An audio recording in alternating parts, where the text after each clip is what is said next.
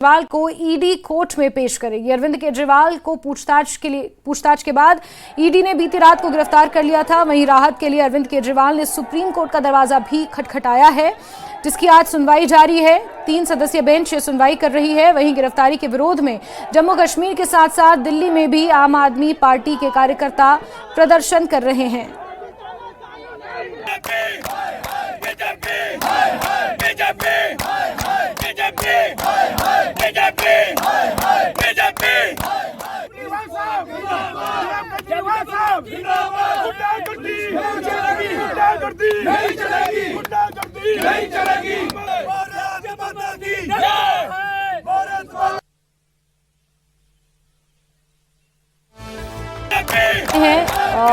दिल्ली से भी कुछ तस्वीरें सामने आई हैं, कुछ जम्मू से सामने आई हैं, जहां दिल्ली से लेकर जम्मू कश्मीर तक आम आदमी पार्टी विरोध प्रदर्शन कर रही है। जहां एक तरफ सुप्रीम कोर्ट में अरविंद केजरीवाल को लेकर सुनवाई जारी है, इस बीच आम आदमी पार्टी का कार्यकर्ता जमीन पर है, सड़कों पर है और प्रदर्शन कर रहा है।